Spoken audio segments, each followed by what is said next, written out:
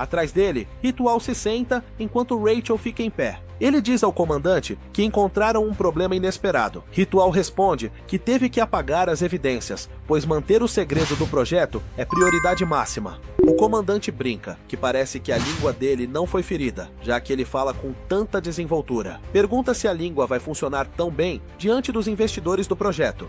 Ele diz que duvida que qualquer uma das suas muitas vidas será suficiente para acalmar a raiva deles quando descobrirem que ele destruiu o laboratório. Ritual diz que o projeto não falhou completamente. Ele afirma que o projeto Steel City é só uma parte do projeto. Ritual diz que já coletaram dados suficientes com os experimentos, então pode-se dizer que o projeto foi um sucesso. Ritual acrescenta que agora vão seguir com o projeto principal, o projeto Iron Gangshi, e começa a sair. Antes de ir, Major Bernardo o para pedir um favor. Ele pergunta a Ritual se pode fazer outra cópia da coisa que ele tem consigo, referindo-se a Rachel. Ritual parece ofendido, mas não se vira para mostrar seu descontentamento. O comandante acrescenta que está preso no meio do nada há tempo demais e está entediado. Diz que se for difícil fazer outro, pode emprestar o seu por alguns dias. Ritual diz que vai pensar no pedido e sai com Rachel. Ele parece sinceramente irritado, mas decide não causar confusão. Ele pensa consigo mesmo o quanto o comandante é um lixo. O comandante se pergunta por que Ritual trata algo que nem é humano como se fosse uma pessoa, e acha isso insultante. Enquanto isso, em outro lugar, chove forte. Lá, Serong parece estar bem de novo e equipada com sua espada macia. Ela está encharcada e olha ao redor, meio distraída. Se pergunta por que suas memórias são tão sombrias enquanto a chuva continua caindo. De repente, a matrona da espada aparece na frente dela. A matrona diz que Serong parece alguém despreocupada, mas na verdade tem escondido uma máscara espessa o tempo todo, referindo-se à sua identidade como nobre do clã Sichuan Tang. Serong apenas parece ausente e não entende do que ela está falando. A matrona manda ela ir com ela, pois veio buscá-la. Serong recusa e diz que deve proteger o portal de transferência que está logo atrás dela. A matrona diz que isso não é a realidade, mas uma ilusão. Ela acrescenta que Serong não tem mais nada para proteger. Diz que ela perdeu tudo e por isso está presa nessa ilusão. Então, pede para ela voltar com ela. Serong rebate com raiva, dizendo que deve proteger o portal, mesmo que custe a vida, porque ninguém pode passar por ele. De repente, os olhos de Serong se arregalam quando algo inesperado acontece. A matrona enfia a espada no peito dela. Serong olha surpresa para a espada cravada no peito. A matrona diz que teria que levá-la à força se ela insistisse. De repente, Serong acorda dentro de um tubo na nave da matrona da espada. Ela volta a si e tenta nadar, se perguntando onde está. Mais tarde, a matrona vai até seu terminal de recarga para recarregar seu motor de energia interna, depois de gastar energia para salvar Serong. O sistema mostra que o motor está recarregando.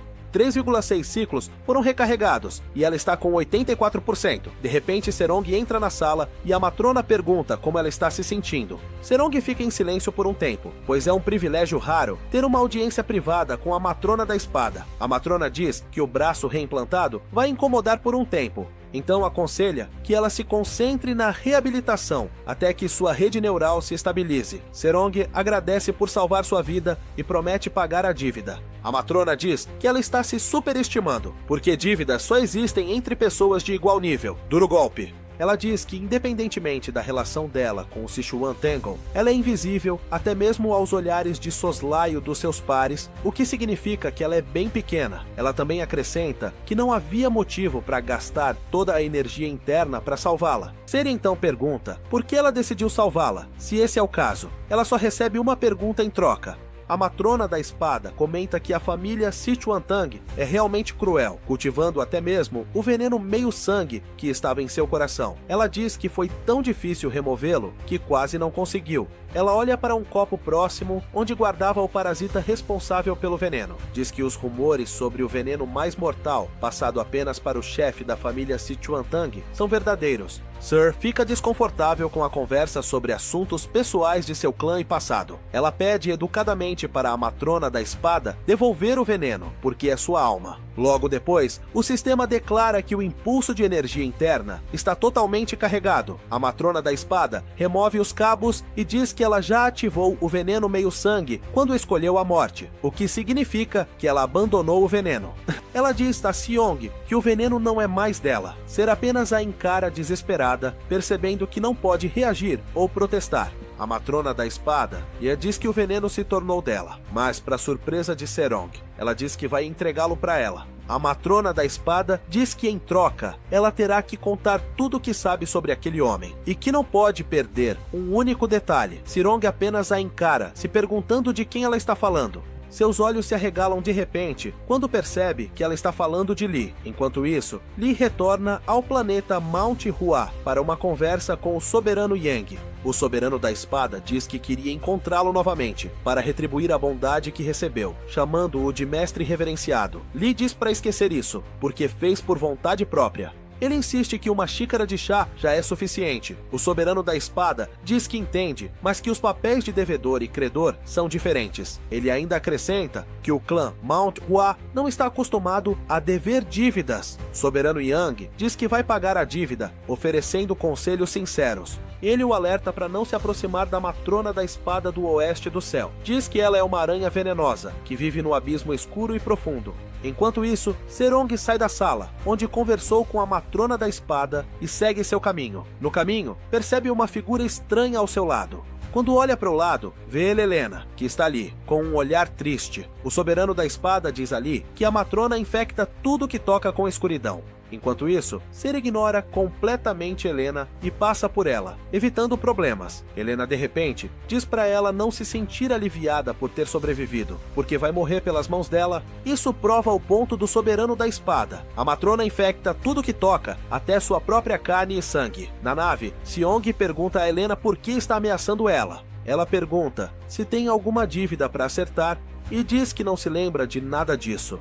Helena apenas diz que a razão de não ter vindo cobrar é porque a mãe dela a salvou.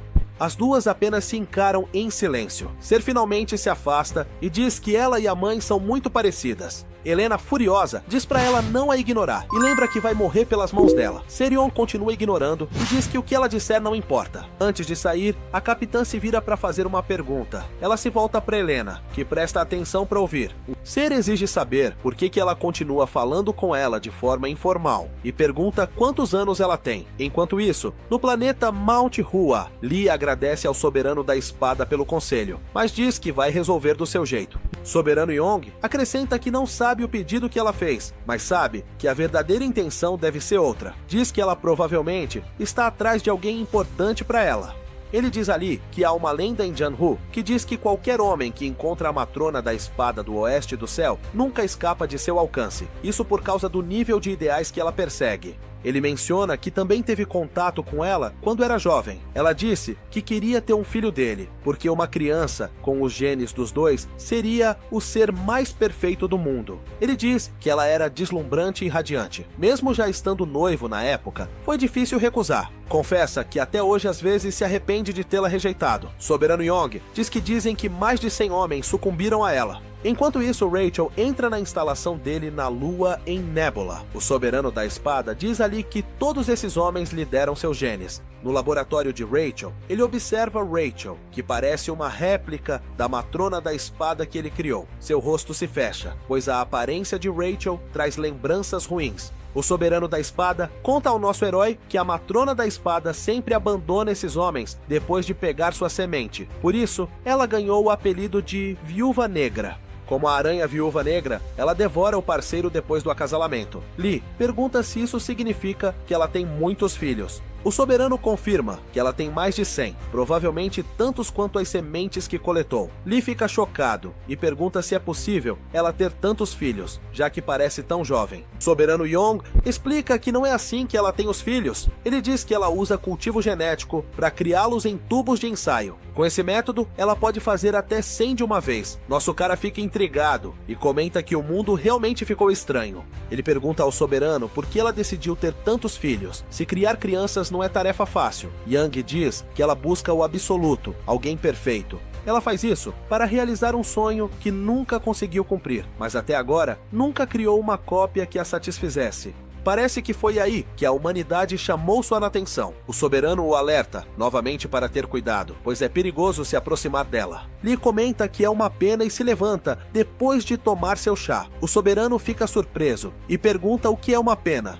Lee apenas se afasta e diz que teria sido bom se ela fosse seu tipo, porque às vezes ele deseja ter seu próprio filho. O soberano apenas o encara, sem saber como responder. Algum tempo depois, Sirong voltou à ponte do S-Devil, recebida por uma explosão de afeto da tripulação. Robert a abraçou forte enquanto Sandhya se agarrava à sua perna. Ambos exclamavam que sabiam que ela sobreviveria, que nunca perderam a fé. Sir Young, claramente desconfortável, pediu um pouco de espaço para Robert. Ele recusou, questionando como ela podia estar desconfortável se seus companheiros sentiam tanta falta dela. No canto, Lee, o guerreiro antigo, continuava comendo seu cachorro quente, alheio à confusão. Finalmente se libertando, Sir Young se aproximou dele. Ela reconheceu, meio sem jeito, que ouvira dizer que ele a havia salvado. Uma forma estranha de agradecer. Ela tinha apenas uma pergunta, disse, hesitando antes de perguntar se ele era mais velho que ela.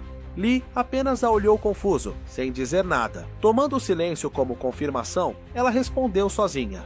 Ele era mais velho, declarou. Provavelmente tio mais velho, ou até avô mais velho.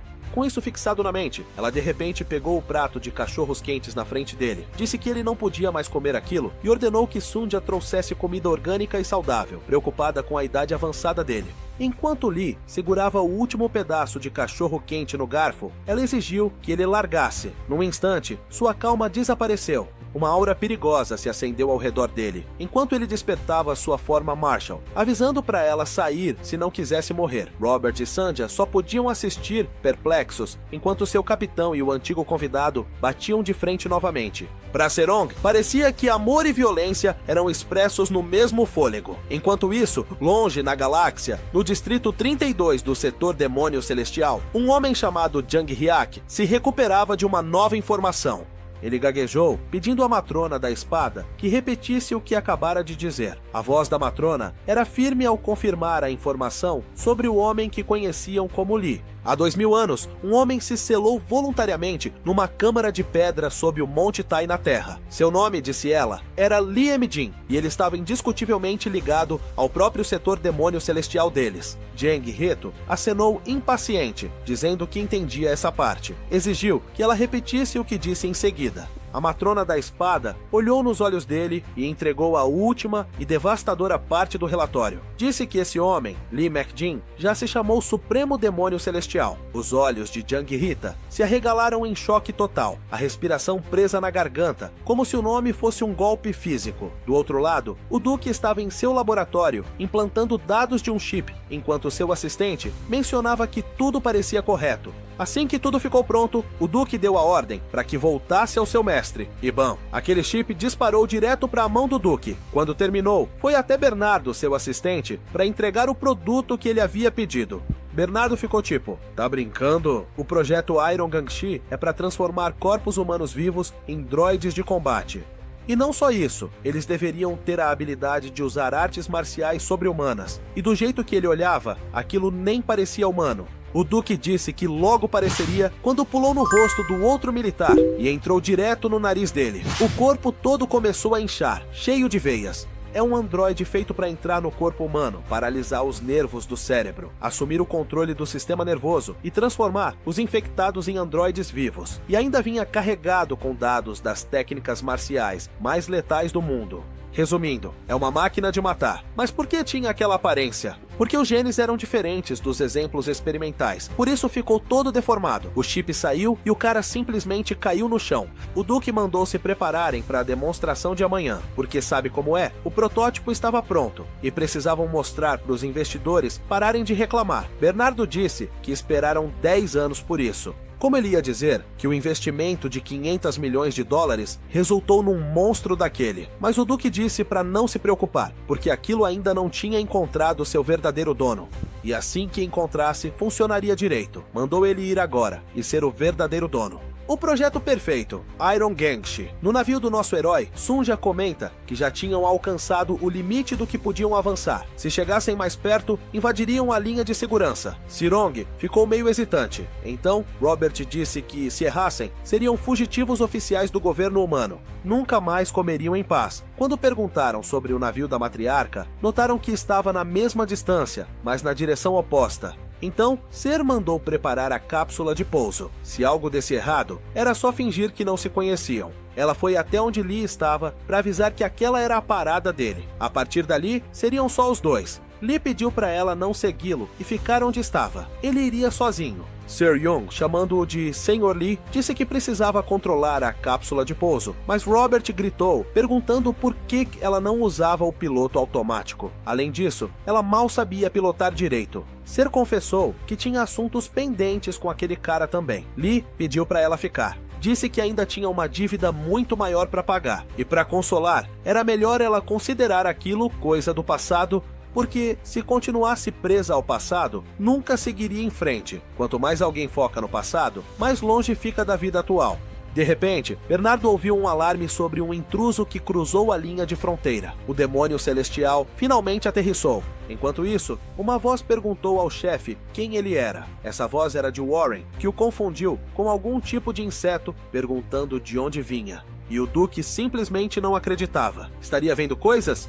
Porque aquele homem estava ali, Bernardo também o viu. Ele era um natural puro, sem unidades internas ou armas. Mesmo assim, à primeira vista, parecia um demônio vagando por ali. Que azar para um mendigo! Bernardo ordenou que o eliminassem, e um droide saiu da areia para atacar. Mas o Duque chegou em pânico, gritando que aquele homem não era alguém que ele pudesse enfrentar. Mandou ativar o modo de alerta máximo e todos os armamentos defensivos. Bernardo disse, ele é só um natural simples. Não entendia toda aquela agitação. Mas o droide se desintegrou só de Lee andar em sua direção. O Duque, vendo o campo protetor, ordenou que analisassem a técnica de artes marciais que ele usou e, se preciso, conectassem ao banco de dados do governo para descobrir. Bernardo se levantou, perguntando o que diabos ele estava fazendo. Ele era o responsável ali. Ao que o outro respondeu que se o projeto falhasse, porque ele não fez o que mandaram, nem ele estaria seguro. Mandou usar tudo o que tivesse para detê-lo, se quisesse sobreviver. Conforme Lee se aproximava, mais linhas de defesa eram ativadas para pará-lo. O Duque chamou alguém, mandando trazer aquilo rápido. Precisavam acelerar o projeto, custasse o que custasse. E aqui, vemos que a pessoa a quem ele se referia era Warren, que parecia estar no meio de uma área verde. Rachel informou que havia chegado e que o traria pessoalmente. De repente, Lee percebeu um tornado que ficava cada vez maior, até que um Buda gigante surgiu do nada. O demônio celestial perguntou quem ele era, mas a mão gigante o esmagou imediatamente. Do espaço, era possível ver aquele tornado. Bernardo achou que não era tão grave quanto o Duque dizia.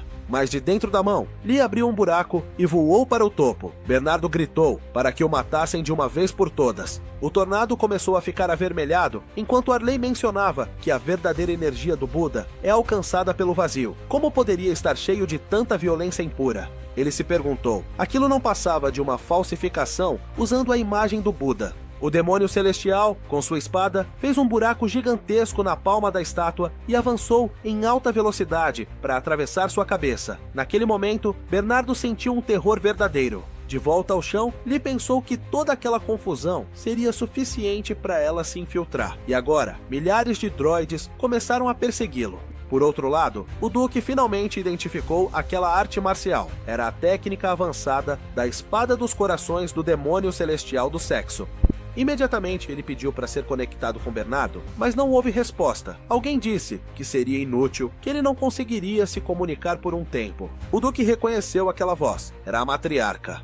Ele a chamou de Yong-ha, mas ela mencionou muito seriamente que se ele dizia seu nome tão facilmente, devia ser porque já tiveram alguma conexão. O Duque, um pouco abatido, perguntou se ela não se lembrava dele. O olhar da matriarca confirmou isso, ao que o Duque disse que provavelmente era por causa da aparência, já que ele perdeu metade metade do rosto num acidente experimental, porque 25 anos atrás, naquela noite, ela foi ao seu laboratório na Cidadela Galáctica. Sim, ele se lembrava muito bem da primeira vez que viu aquela mulher tão linda. A matriarca lhe disse, na época, que ele era muito bonito, ainda mais do que os rumores diziam. O cientista mais talentoso da história tinha aquela beleza. Parece que tive muita sorte hoje, disse Young-ha. Ela o segurou pelo rosto e propôs ter um filho com ela, porque uma criança, com os genes deles, seria o ser mais perfeito do mundo. Ela queria sua semente. Mas então, por que ela tinha aquela expressão vazia agora? O Duque gritou, perguntando se ela realmente o havia esquecido. A resposta dela: eu não guardo memórias de fracassos. Ela também sacou a espada, dizendo que ele a forçou a lembrar, o que a deixou desconfortável. Enquanto isso, Bernardo estava passando por um momento terrível. O pobre não sabia mais o que fazer. 73% das forças do perímetro foram perdidas, e ele acabou pedindo reforços à base. Tarde demais. Lee passou por ele como se nada fosse. Bernardo perguntou quem diabos ele era. Lee zombou de Jin. Já está escrito na sua lápide, foi sua resposta. E agora eu tenho uma pergunta para você. Onde está aquele cara meio monstro? O Duque não entendia por que ela o chamava de fracasso. Alguém como ele não valia nem a pena ser lembrado? Não, você está enganada. Eu posso realizar aquele desejo que você tanto quer, ser o ser mais perfeito e absoluto. Mesmo que você não tenha conseguido, eu quero criar um, custe o que custar. Eu não sou um fracasso. Você é por me abandonar. Ele gritou que já havia completado, porque dedicou toda a vida, coração e alma a isso. Depois dessas palavras, o Duque foi atravessado pela matriarca. Ela se lembrava dele, mas quanto mais lembrava, mais desconfortável ficava, porque ele sempre falava demais. Quando Lee chegou, só encontrou o corpo do Duque, notando que os cortes eram limpos. Ela realmente cortou seu coração sem hesitar. Por mais insignificante que fosse a conexão deles, ela não mostrou nenhuma misericórdia, mas o Duque começou a falar com ele, dizendo que ela não conhecia seu valor, mas logo entenderia, e começaria a vê-lo como alguém valioso. Lee disse para ele esquecer, que ele já estava morto mesmo, porque esquecer é o maior presente da morte. Quanto antes aceitasse, melhor. Mas o Duque não via assim, ele não morreria, porque a criação da sua vida representava seu valor eterno. Nesse momento, Warren entrou junto com Rachel. Lee ficou completamente chocado. Por que aquela garota estava aqui? Imediatamente, ele foi perguntar o que ela fazia, mas uma luz dourada encheu todo o lugar. O alarme do Bernardo disparou de novo, e ele se perguntou que diabos estava acontecendo agora. A própria base o avisou para fugir na nave de emergência, mas ele nem tinha dado essa ordem. A voz de uma garota disse que foi ela quem deu a ordem, como um gesto de consideração pelos velhos tempos, porque se ele quisesse um fim digno de soldado, podia ficar ali, já que esse também seria um bom fim para ele. Outra nave gigantesca apareceu, deixando Seiron e os outros completamente atônitos, pois nunca tinham visto nada igual.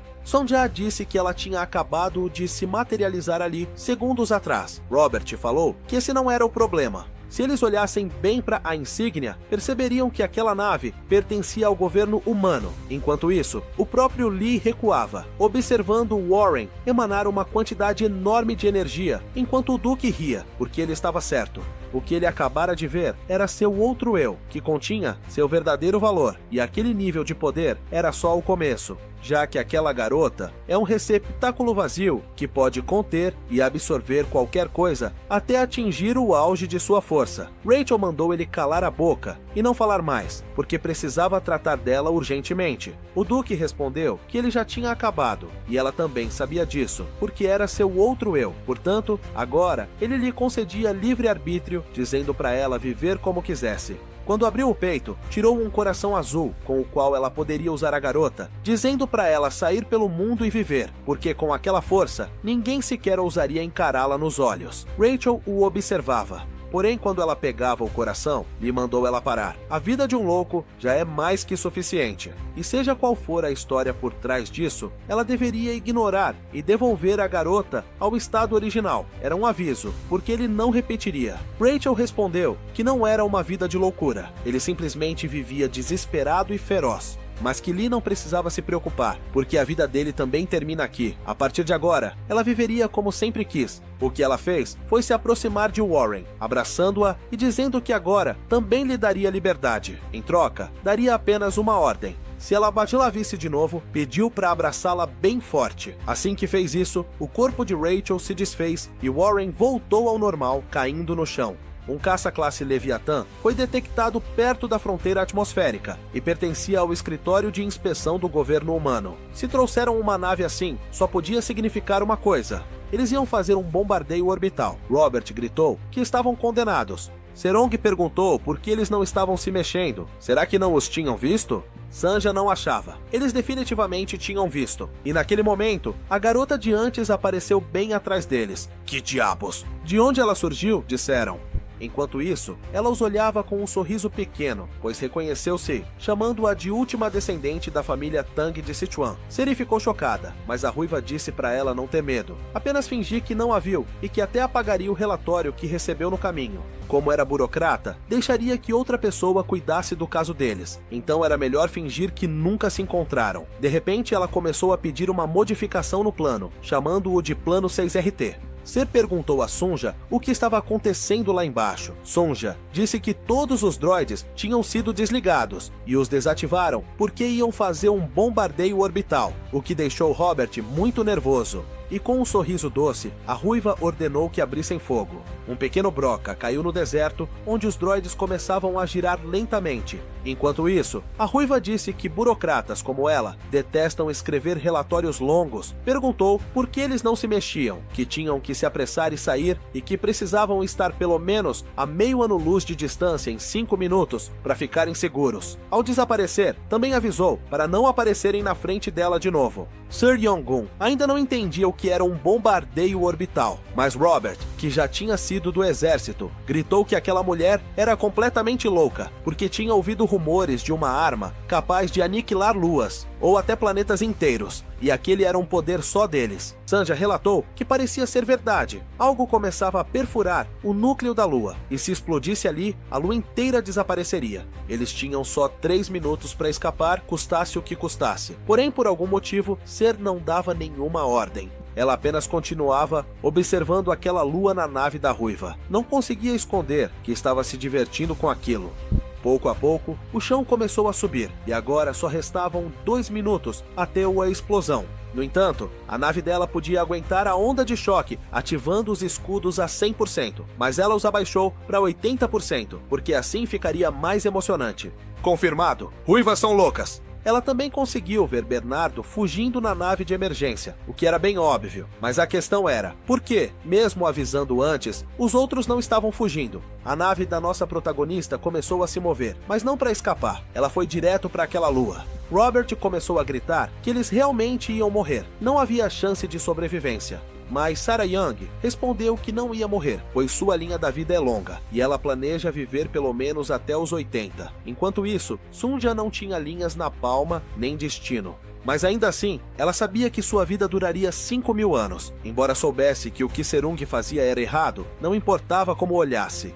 Quanto mais se aproximavam, a temperatura atmosférica subia gradualmente até 300 degrees. Robert gritou que não queria morrer assado. Sunja conseguiu detectar um sinal de vida à frente, mas a temperatura lá era pelo menos 700 degrees. Foi quando viram Lee flutuando, carregando Warren, embora o fogo queimasse sua pele. Lee comentou que aquilo era realmente bizarro. O calor e todo aquele caos pareciam o próprio inferno. Também vimos um demônio maior que ele observando. Então, finalmente estou encontrando meu fim? O demônio celestial se perguntou. Achou triste, porque se fosse ontem, teria pulado de bom grado na boca daquele demônio. Mas hoje não era esse dia, porque ele prometeu proteger aquela garota. Pediu ao demônio que recuasse, mas jurou que assim que a garota estivesse segura, ele mesmo iria atrás dele. No entanto, isso era algo que só Lee podia ver, enquanto Seryong gritava para ele parar de alucinar e entrar logo na nave. Na nave onde a ruiva estava, relataram que a temperatura ambiente já era 1500 degrees e haveria uma explosão massiva em 10 segundos, mas ainda havia um leve sinal de vida. Parece que avisar era inútil. E quando o núcleo detonasse completamente, a temperatura subiria para 6.000 degrees e nenhum deus sobreviveria a isso. Ótimo para mim, assim não preciso escrever relatório, ela pensou. Mas apesar de estarem atrás da porta pressurizada, Lee e Warren não podiam entrar onde os outros estavam, porque a temperatura era alta demais. Se abrissem a porta, todos virariam cinzas. Serong disse que não importava. Eles iam morrer de qualquer jeito, era melhor morrerem juntos. Depois da explosão, vemos que Lee não está mais em chamas, e diante dele aparece uma espécie de monge. Lee disse que não esperava vê-lo de novo, e o monge respondeu que estavam destinados a se encontrar, mesmo que demorasse 2000 anos. Agora no passado, estamos em um ambiente muito úmido, e o monge pede para Lee fazer a pergunta. Como ele não responde, o monge diz para não se segurar. Lee foi quem o procurou na fronteira entre o mundo dos vivos. O demônio celestial estava sentado ao lado de uma katana, parecendo bastante cansado. Ele pisou em inúmeros cadáveres, mas até agora seus joelhos e pernas sentiam o frio. O demônio celestial perguntou se o monge o conhecia, e ele respondeu que não. Mas mesmo sem conhecer, é possível ver as coisas. Antes mesmo de aprender a andar, ele já era um demônio, porque lhe tiraram o direito de escolher a vida. E viveu uma vida forçada a se alimentar de morte em vez de comida. Porém, nem todas aquelas mortes saciavam sua fome. Ele sabia disso bem, tinha perdido sua razão de existir. O demônio celestial respondeu que não importava, ele ainda era poderoso. O monge sabia disso em termos de força. Não havia lugar mais alto para ele ascender. E mesmo agora, podia matar centenas de milhares que ousassem levantar a cabeça diante dele. Novamente o monge concordou. Mas por mais que matasse, sua fome só crescia, porque sangue nunca foi alimento para alguém como ele. O monge disse que agora responderia sua pergunta. Mesmo que quisesse acabar com essa vida sem sentido, não havia ninguém nesta era que pudesse fazê-lo. Só a própria escolha dele poderia trazer seu fim.